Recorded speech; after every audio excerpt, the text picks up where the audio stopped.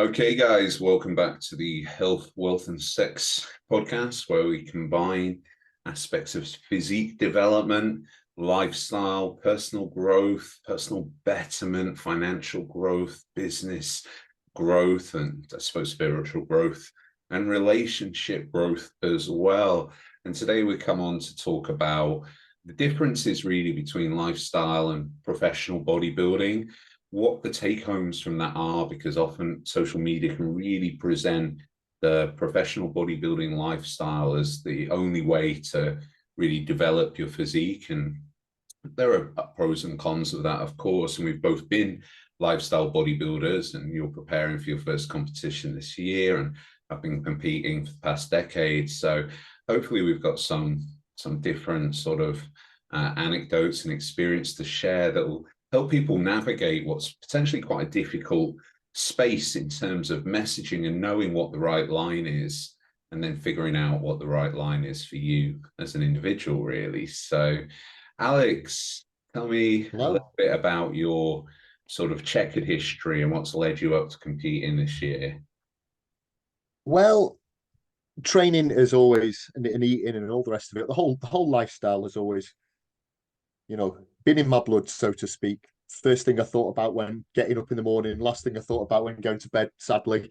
And it's always just been a part of my life. And I think the thing for me is it just culminated with the fact that I always intended to get a step on stage one day, and life has evolved so that that has become, possible. But there's been plenty of periods in my life where, had I have chosen to pull the trigger at that point in my life, it would have been a mistake, because, being a lifestyle guy, there were certain barriers in my life at that time, be it a lack of sleep, hectic schedule that would have made that it was probably the straw that broke the camel's back, so to speak. So Okay.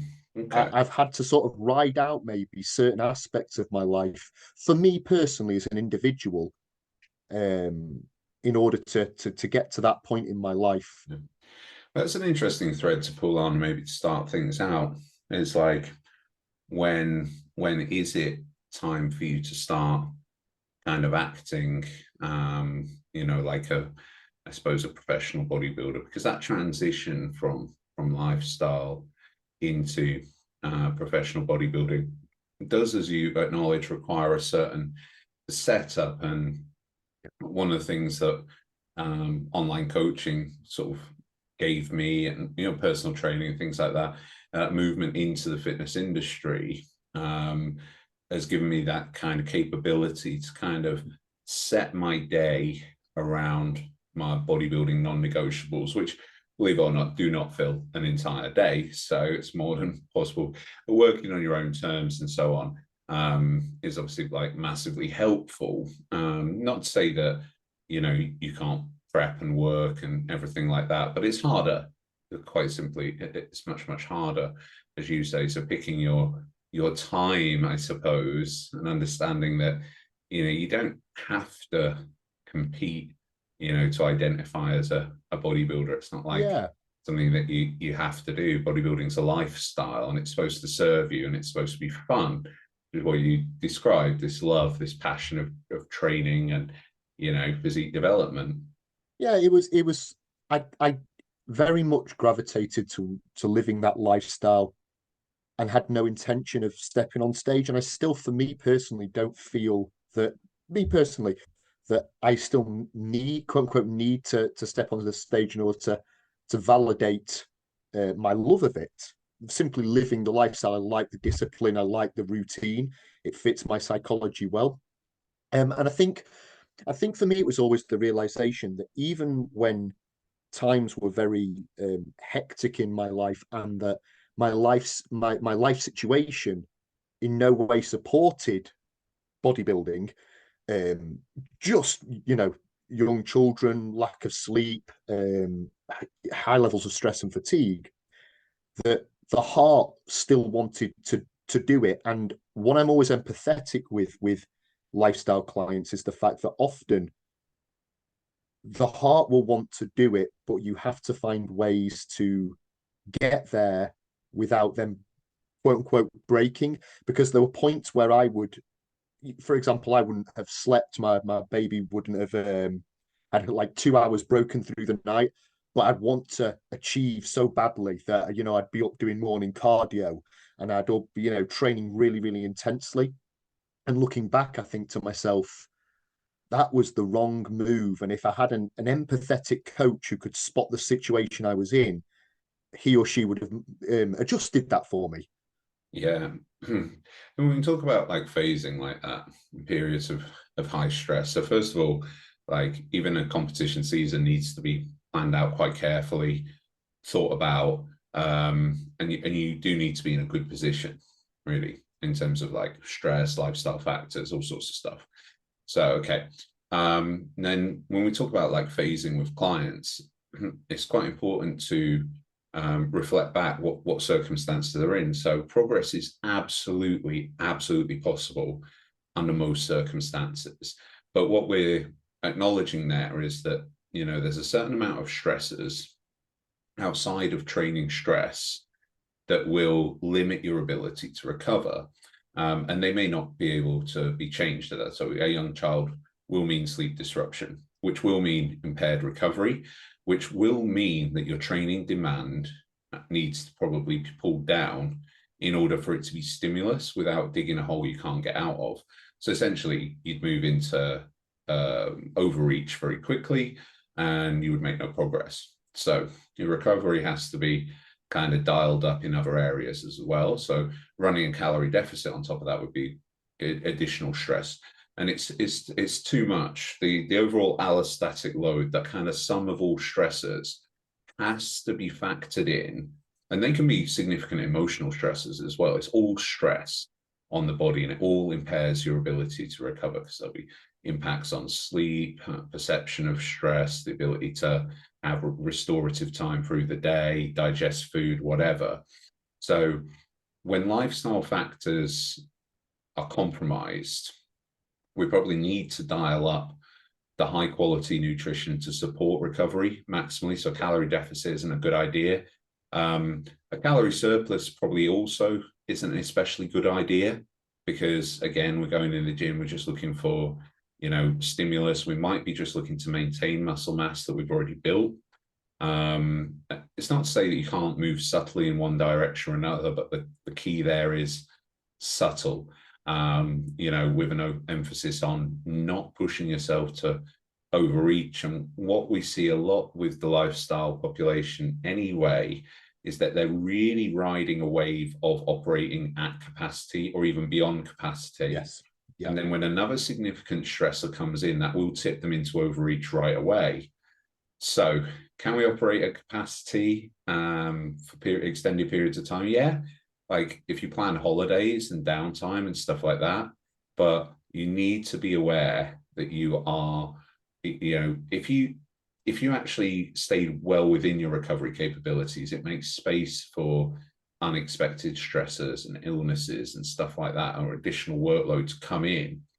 But if you're already beyond capacity, as in moving steadily into that hole, or you're at capacity, then you're much more sensitive. And if you're not prepared to pull back on your training, it's like the one thing one variable that you can control, then Yes. you'll stifle your progression. You'll feel like shit, and you'll actually perform worse in other areas of your life where you need to show up and perform. And so the whole thing is just a fucking cascade of failure. It's easy to draw on personal experience, because one of the reasons why I'm good at particularly helping lifestyle clients is not because God whispered in my ear and taught me the secrets. It's because I was that lifestyle guy who made all the mistakes. I was the guy who had 2 hours sleep. I was the guy who trained too hard, and I remember periods of my life where my sleep was so broken, but when I was in it, I couldn't spot it. I couldn't spot the fact that I was just stressed out on all levels, on every level. So I think it's one of those good things with lifestyle people, when you recognize they have a full-on life, and we all do to some degree, to say, look, for example, with training, tell me how many days you can train when it's your best week, when it's your worst week. It's like, I promise you, I can get in 3 sessions, even if, a flood happens, maybe not that extreme, but, Yeah. I can 3 sessions in. I can get 3 sessions in no matter what. And it's like, right, cool. So let's bank those 3 sessions. And then I think with lifestyle people, it's always a good idea to have that heavy emphasis on auto regulation, which they'll figure out through dialoguing with you. So, okay, look, we always do 3, but say for example, you have down periods or holidays or whatever, an easier time. We have now the capacity to pull the trigger, make it 4 sessions or 5 sessions, and then maybe stress picks up again and we can pare back to 3. But this idea that we always have a base that we can always quote unquote rest at and know we can make progress out without burning out, but that we have the ability to sort of titrate up when stresses outside of the gym are lower and titrate back down when life picks up again, and have that sort of that flexibility, that auto regulation, and I suppose that empathy that, like me, 10, 15 years ago, the heart wanted to, but the environment didn't support that. So they want to get somewhere, they want to make progress. How can you support them to do that? Yeah. And then maybe a little difference there in terms of like how it might be set up for an athlete would be that we could plan overreach across all sports. That'll generally happen. Training blocks actually be able to plan and predict and anticipate overreach. And obviously, an unusual period of time, you probably just hold up maintenance and maybe they're traveling for a month or whatever. But you can kind of plan and program that and downtime and phasing and all of that kind of stuff. Now, that's never going to be with a lifestyle client. That's never going to be like your initial plan. There's always like I find almost like a fact finding and bedding in period. It's like I've never asked anybody to follow macros or calories or even a fixed meal plan when they're like new to coaching. They don't have a solid eating pattern, they don't have a solid training structure. So adherence will not be like 100%. They could try, but the thing is, you're just doing too much too fast. Yeah. So, okay, now you've got an experienced lifestyle competitor that's learned a solid eating pattern that serves them, and they're training effectively. They've learned to train for performance, and over time, we've established their general recovery capabilities. So now that structure's in place, we can start to maybe take that pattern and make adjustments to it and start to shift phasing away from just training for performance, really getting to know the gym, their body, their movements, food and everything. Now we can actually start to say, okay, we're going to start to look at accumulating some muscle tissue, which in most cases is going to be the primary thing to do, unless they have significant body fat to lose. So where possible, we want to be able to drive calories up while maintaining and improving body composition over time, really, like minimal fat gain, maximal muscle gain, to put them in the best possible position for a phase that inevitably will be cosmetic. Otherwise, why would people come to you? So, you could start them off, initially trying to drive a calorie deficit. If they've come to you with that eating pattern, with that training structure already embedded, they're just, for whatever reason, holding too much body fat. But in the majority of cases, it's going to be like maybe even a year or 2 years before you can really start to leverage any kind of dynamic phasing, to really sort of build that physique. And I find that it's quite a learning curve for a lot of people. They come to me, and their lifestyle behaviors and habits are something that has to be addressed massively, and their ability to train effectively and so on. But they're like, yeah, I want to get shredded in like 12 weeks. I've got a holiday and everything. It's like, well, yeah, we can do that. You can follow this this plan all to the letter, and we'll do X, Y, and Z. But it probably won't be an outcome where they can actually stay in that shape. There's probably going to be like a rebound and they drop off. And it's really important to kind of build the foundations of how to, as we talked about in the last podcast, how to eat to thrive, and how to train effectively, and also for us as coaches to understand what's typical of their lifestyle, what's achievable, what is stimulate, not annihilate, you know. And with some people, they're very fucking driven, like they will annihilate themselves, and you learn that too quite quickly. Yeah, I agree. I think particularly on that last point, holding certain people back from they love to annihilate themselves, because it's cool to go and do, cool in inverted commas, to go and do something heavy until you can't do it anymore, crank up the music. It feels good um, on some level.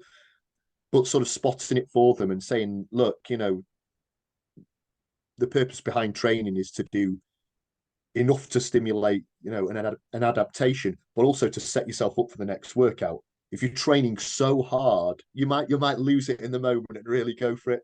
But if you're training so hard in that session that subsequent sessions are all impaired, you've shit the bed, so to speak. Yeah. And sort of saying, remember tomorrow. Yeah, we could just like make it really relatable. It's like this, guys. If you train without meeting recovery demand so hard in 1 week that the next week you can't progress, then we're into like 1 week on and a full week off to recover to do it again. So you're going to have 25 effective weeks of the year. And what we really want is, you know, as many weeks of the year to be effective as possible, because that's going to stack up much better over time. So, that's managing the resources. And then I suppose on the other end of the spectrum is actually helping somebody understand that you do need to eat well enough. You do need to prioritize sleep and your lifestyle factors that serve you as the ones that are, we say, self-harming in some way. You do need to learn how to train consistently hard enough to create a stimulus. And a lot of the general population that are going in the gym will not be training hard enough, eating well enough, sleeping consistently enough to actually see significant changes beyond maybe the first 3 to 6 months of training, and that's as an untrained individual. And we see that from every study. You start moving weight around from an untrained state, you'll make progress, but that will stall, and you won't go any further if you don't have the ability to train with sufficient intensity or challenge yourself enough, let alone with great execution, let alone propped up with great quality nutrition.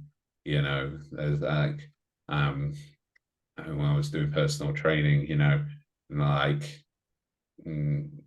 give me like a rate of perceived exertion for that movement that you did there, be like 7 or 8. For me, that's a 3. And we can talk about reps and reserve schemes. Neither of us love them. They're very difficult for the general population to sort of track. And similarly, reps and reserve accumulation schemes is moving towards proximity to failure across a training block. Again, doesn't really auto-regulate very well. So it's like, how do we help somebody turn their 7 into your 7 over time? And that's, it's just interesting, really. But when we talk about reps in reserve, if you're in the gym and you do 10 reps because it says 10 on the plan, and then you just stop, but in reality you could have done 12 more, you've not done anything. No. You just simply haven't achieved the stimulus. Well, you've missed out the bit where the stimulus is going to occur. That was all the sort of the gateway to the stimulus. It's like you've reached the gate and then you've turned back at the last minute. If you've got 3 sets of 12 to 15 reps on the first set, you really need to be struggling to get 15 good quality reps. And on the second set with the same execution, you should not be able to get the same number. So if I see, and some of my clients will logbook, and I don't typically ask for that because I think it takes some of the fun out of bodybuilding. But if they do logbook, and I get a I did 40 kg times 15 times 15 times 15. I'm like, at least 2 of those sets probably weren't hard enough to be effective, which means you got 1 working set, and I've allocated you 3, which means your entire volume allocations are probably insufficient. So we have to work on intensity right there. So I normally recommend to most people, unless I see something that makes me change my mind, train to failure.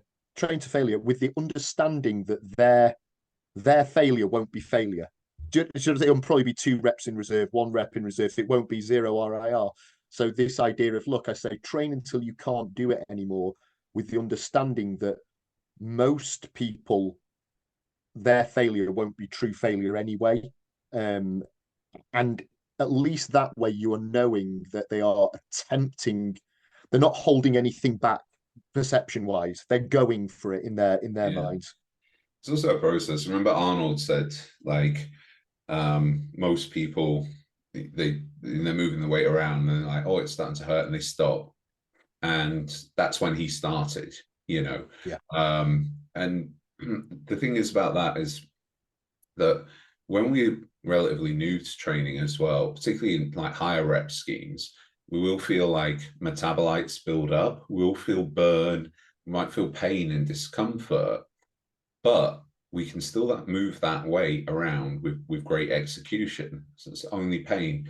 You have to push through that. Like, I'm not going to cycle up a mountain without absolutely savage burning pain in my thigh. In fact, to be honest with you, on a normal exercise bike, I get that anyway. But the point is, I can't get my resting heart rate high enough to actually reach cardiovascular failure.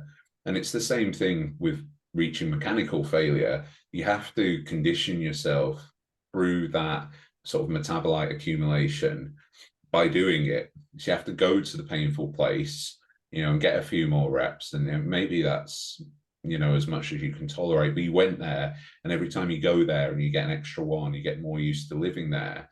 And if you're used to high rep training to failure, it simply won't be an issue at all, ever. Well, so it's all about the idea of effective reps, isn't it? That ultimately those sticky ones towards the end, crucially, where that last rep is looking pretty much exactly the same as that first rep. Those are the ones that's going to that's the reason why you turned up in the gym, allegedly. That's the reason. That's what you came to do, is to get those last nasty reps. And some people have, when it's actually time to go there, some people will avoid that like the plague, and equally back to the other side, and some people will really, really seek it out. But then maybe allow for like kind of a breakdown in execution, which let's be clear, like most of the time that's safe and not problematic to compromise execution for is like some additional reps. But the issue is that the reason why your execution is broken down is because the muscle that you're trying to train, and this is physique development, it's not moving weight around, it's not getting better at deadlifting. And again, arguably same sort of line of thinking. You're expending some of your recovery resources on reps that are ineffective. So you're treading like a fine balance. And this is where, like, I guess professional bodybuilders have really kind of refined their craft, is they know exactly how far to take a set. And failure for them will not move with the same execution. Now, occasionally they might, throw in a rep or 2 that are a little bit dirty, but that'd be it, because they know that that'll compromise their next set, or cumulatively over time, the next workout. It's about that kind of like rush to get into overreach and overtraining. Like, you just won't do that, which is why sometimes I think people think that if pro bodybuilders aren't training that hard, and don't get me wrong, like I've seen some pro bodybuilders train like mad and crazy, and they get great results as well, presumably because their recovery capabilities unique and special individuals are that bit high. I've got a client who's like, he's bulletproof to like volume, you know, just I haven't bothered to deload him in ages. He's still progressing, and he's like, I'm not in need. None of his metrics suggest he's in need of a deload, and yet he's run a training block far longer than I've run with any other client ever. And it's like, Yeah.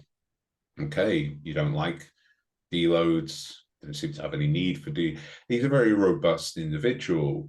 He just bulletproof to sort of all stress. And I think Ronnie Coleman was probably sort of the same. You know, he sort of managed to. I mean, so many successful bodybuilders just seem to be like very chilled individuals, which means I think they can tolerate this huge training stress and recover from it, because all of those other life stressors, they just don't touch them. No, because stress can be a perception, can't it? So it's like they just get on with it and they're just chilled. And yeah, I think some of them are like they're the most insane training bodybuilders. Ronnie training the way he trained, like 6 days a week, and growing off that. Yeah. You know, he supported that with a huge amount of food, presumably his sleep. You know, but he also worked. You know, as a police As a cop, didn't he? As a police officer. officer. Family, like pretty highly demanding day to recover from. Well, you've done like 10 sets of fucking 500-pound deadlifts for fun. He wasn't fucking around, was he? There's a couple of points there I want to pick up on what you said. So first of all, you talked about the logbook, and if I look at clients sometimes who aren't used to pushing themselves hard, I often think I get them often to track their lifts, because if I think they've got good form but they're not necessarily pushing themselves hard enough, I'll say, look, track your lifts. Let's look for improvements over time. Equally, on the flip side of that, for people who I know train very hard, I'll actually say, I don't want you to logbook anything, because they're so driven to write a number 18 in the book that week as opposed to number 17. It won't matter to them how they get that 18. They'll just get it done. And that's when injury can occur. So I like my people who don't necessarily know how to push it to logbook, to at least get used to training hard. I like my the inner psychopaths. I can relate to sort of say, I don't want you to logbook, because you'll get obsessed with just writing a bigger number, and you'll get that if blood's coming out your nose. So I think that's how that can be useful. I think the other thing you say is, I don't know if you're like me, if I go on YouTube and I want to watch some trainers train, like I'll go to watch Ronnie, Dorian, Branch Warren, because what they're doing is high intensity and it looks cool as fuck. But if I put on Dexter Jackson, for example, who missed the longevity, decades on who, in my opinion, and it's not trained properly, and the other guys didn't, but he was around for a long time. If I put Dexter Jackson on, I'll be like, eh. And back to what you're saying about people think bodybuilders not training hard. Dexter Jackson was always doing enough in great form to stimulate the muscle. I mean, shit, look at his physique. And the longevity that guy had, and you know, from what I know, he didn't hang up his trunks because he was injured. He was just like, hey, I want to eat 3 meals a day. I'm done. Yeah. Because he's sort of fatigued out of Yeah. in a way, which you would after like fucking more than 3 decades. You're done, aren't you? You want Olympia and all the rest of it. Yeah. So maybe like move away a little bit from that kind of structured lifestyle.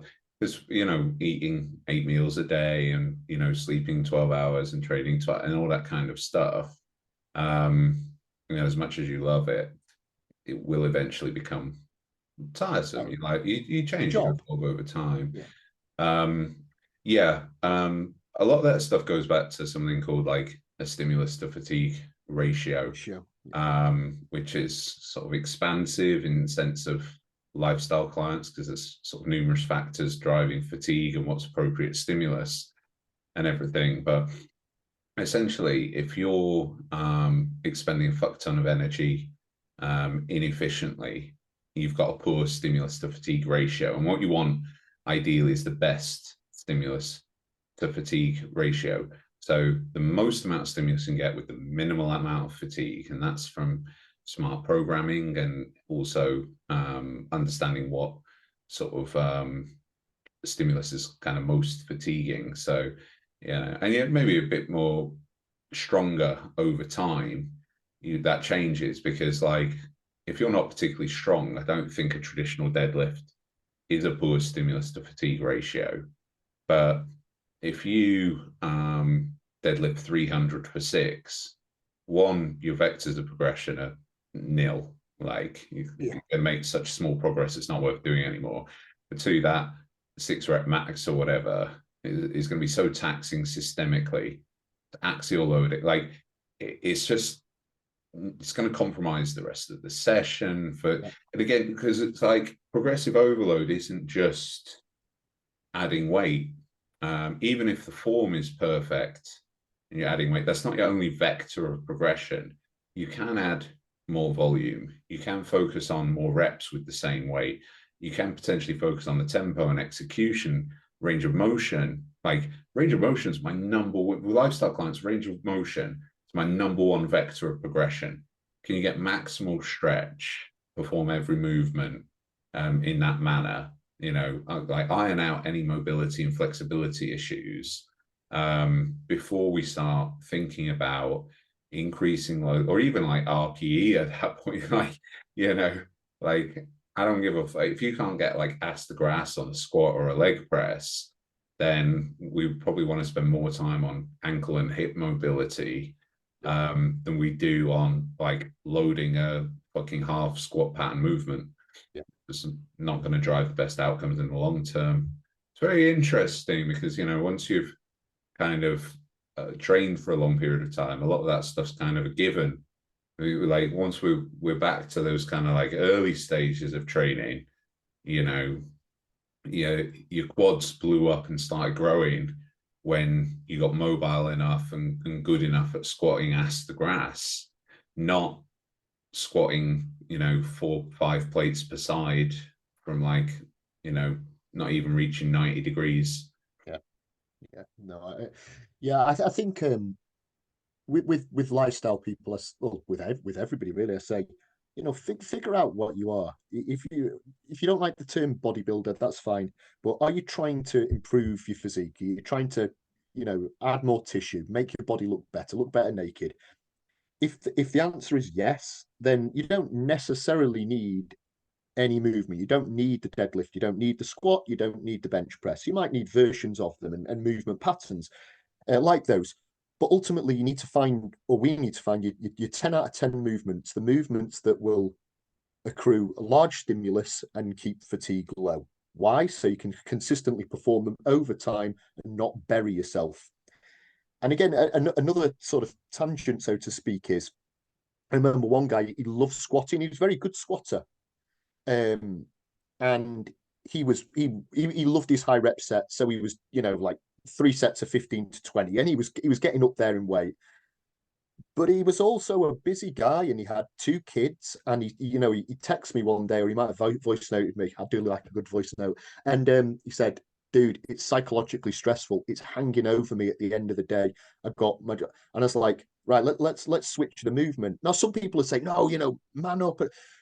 But there comes a point, like we keep talking about, particularly with lifestyle clients, where they've got such a lot of psychological stresses in the day. Now, that guy could have probably walked in and done some great work on that.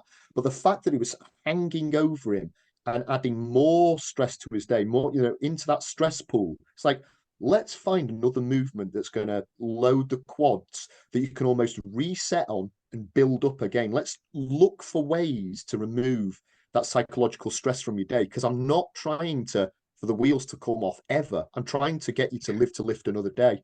Yeah, so like net take home there, it's like if you're finding anxiety approaching your training sessions, then they are probably too demanding. If we then segue off into now, when we're eating to structured patterns, we found an enjoyable way to eat that serves us, as per the last podcast, like eating to thrive. You know, if we're into like bodybuilding, we're tracking, weighing, measuring, all of that kind of stuff. Now, everybody understands that. It's all over YouTube. That doesn't necessarily mean eating boring. You can Sure. still eat palatable foods within the context of a calorie deficit and what serves you and everything. That still works for bodybuilders. Probably the more successful ones have learned how to execute making food nice. And we see that all over YouTube. Like if you're if you're not being coached, but you're training and you want to do well and everything. I was given a piece of advice by my first strength and conditioning coach. I was asking about nutrition. And he said, find the clean, whole foods that you enjoy. You should eat lots of them, prioritize them. And that's, that and giving yourself the best possible chance of a good night's sleep consistently. That's probably all you need to do for a long, long time. Yeah, 100%. Before, and again, it seems to there's such a lot of information and such a lot of almost high end, quote unquote, high end information. And interestingly, people will not want to hear about get your sleep in, not want to hear about consistently eat good quality whole foods that agree with your body, or consistently train with, I don't know, 10 to 12 great movements that suit you consistently over a period. They'll be looking for something niche, some sort of magic bean that they've been missing that's going to unlock their potential magically. And it's like, I hate to break it to you, this is a long game. This is a marathon. It's about being consistent over a long period of time. But whilst you're willing to buy the magic beans, there'll be magic bean salesmen around every corner, and so it's just making peace with the fact Difficult. that Yeah. it's fairly basic until you get to fairly good, and then yeah, it comes more nuanced. Sure, it does, but it ain't flashy. No, no. And it's a difficult space to navigate. Let's face it. Sure, yeah, There's a yeah, huge amount of messaging there around what you should be doing and what's optimal and everything like that. But your basics, let's be clear, your basics are eat well from a whole foods diet, focus on your training performance, get a good night's sleep, and repeat for a long, long time. Okay, cool. So I think that's like the fundamentals of just how we see those differences, and there's probably a little bit of myth busting in there. So I wanted to ask on this one, if people do want to kind of expand their education around that, would you suggest maybe like a top three reading list of, or even like YouTube channel, podcast, or anything like a top three that covers the basics of like training and nutrition, perhaps? well, I never think you can go wrong from a training point of view from somebody like Mike Israel. I mean, he's very accessible, but the content is obviously, well, he's a professor, so of exercise science from what I can remember. So he's worth listening to. He's unbiased. He's funny, and so I always think that he's a somebody who talks an enormous amount of sense. Um, it's difficult. And again, I used to like the 3DMJ guys as well, coming from a natural bodybuilding world. Jeff Alberts, Alberto Nunez. I think they used to, well, they still do hand out really solid advice. I say used to because they've been going on a long time now. And again, so those would be my obvious top twos off the top of my head. Um, who really sort of just cut to the chase. I like Revive Stronger. I like, is it Steve Hall? I think from Yeah, Revive Stronger again. yeah, I think nice he guy. gives out solid advice. Again, I always know the ones that I like because when they say things, I'm just like nodding along, like yeah, really well put. How succinctly put. Something I struggle with at times. But yeah, I like Steve Hall, Eric Helms, of course, but he's part of 3DMJ. Uh, I really like those guys. I find them authentic. I find they're not married to some sort of ideology. They'll adjust according to their thinking, and they clearly love the game, so to speak. So off the top of my head, I really like those guys. Yeah, I think for me, I would go straight to the hypertrophy coach, Joe Bennett, Yeah. for his YouTube content. I think that's great for learning exercise execution, and sort of like how to connect with certain muscle groups. It's absolutely brilliant. And then the RP sort of principles of training.